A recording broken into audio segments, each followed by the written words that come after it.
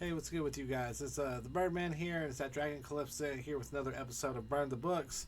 Um, I would have had this episode out a little bit earlier in the night, but I was sweating. I started off 2-3, and I was sweating the Warriors game, and I was just going to go ahead and film it, but the Warriors game was close at halftime. They were down by three, so I had said that the previous Warriors Kings game had come down to a 1 point game, but lo and behold, Warriors were +2 in that game. They ended up losing by one, so they ended up covering just by the hairs of their chins. And yeah, so I mean, I've also decided that if I don't like the entire slate, I'm not going to tout the entire slate. Okay, so I mean, like I've got 4 games for you guys today, and good luck. Yeah, so y'all are more than welcome to jump in there. Y'all are more welcome to fade it. It's either or. I mean, I'm just here as a sounding board. And the first game that I have for you guys is that the Mavericks are on the road playing against the Atlanta Hawks. The Hawks are a 2 point underdog at home. Both teams are 1-4 against the spread in their last 5. DeAndre Hunter is out. Clint Capella, Wesley Matthews, Trae Young, and Bruno Fernando are all questionable for the Hawks.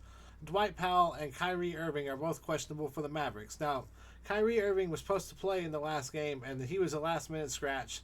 So I really do think that he's probably going to play this game. I'm going to tell you guys, I really like the Mavericks minus the 2 points here. It's a lot of people on the injury report for the Hawks, and I feel like Doncic and Young do shell out a lot better against each other whenever they do match up. I mean, they only do it twice a year, but I mean, everybody always brings up how they were traded for each other, basically, and whatnot. So, but anyway, I like the Mavericks minus the 2 points in this game. I feel like the Mavericks have more depth, and they're coming off a string again. I mean, they've lost 3 in a row, but I mean, all of the teams that they played were world beaters, and I almost feel like I'm not going to say that the Hawks are a break. These teams are all professionals, but I mean, compared to the Suns and teams like that, they are kind of catching a break, even though this game is on the road. I like the Mavericks minus the 2 points. The next game I have for you guys is the LA Clippers are on the road against the Toronto Raptors. The Raptors are a 7.5 point underdog at home, and the over/under on this game is 234. Jakob Pertl and Emmanuel Quickley are all out for the Raptors, and Ivica Zubac and Moussa Diabate are out for the Clippers. I feel like with Emmanuel Quickley being out, that the Raptors' offense has gone through a lot through Quickley, Barrett, and they got Bruce Brown up there too. But I feel like the 7.5 against this Clippers team, and I feel like this line is probably actually going to go down. I like the Clippers in this one minus the 7.5. You might wait a little bit later in the day. You might get it down to as low as 6. We'll see what happens in that one. But I do like the Clippers in that one.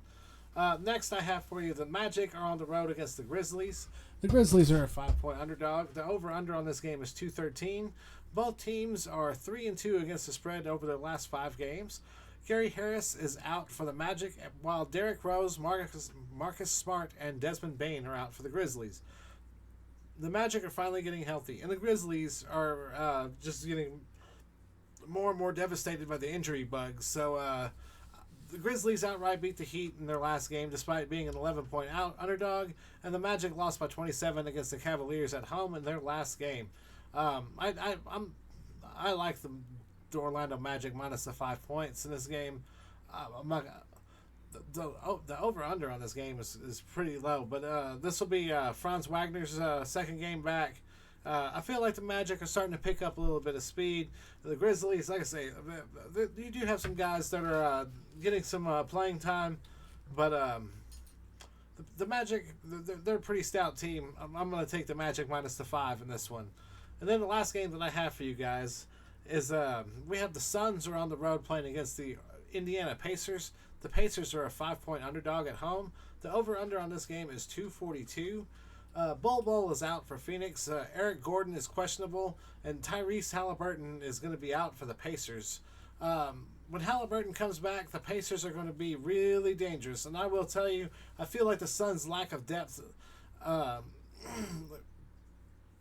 against this Pacers team. Even with the Halliburton injury, I do like the Pacers in this game as a home dog.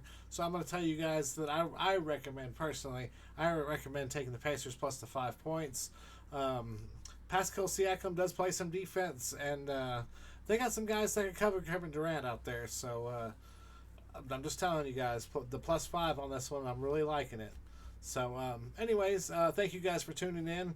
Well, the NFL is going to be resuming this weekend. So, and I still haven't gotten that DraftKings contest put together yet. I will do that as soon as I have this this posted up, and then I will post a link onto all the social media and whatnot. And I appreciate you guys. Thank you so much for tuning in, and I will see you guys next time. Yeah, none of the pets decided to join me other than the Calypsa. She's kind of just trapped in there. So, anyways, we'll see y'all next time.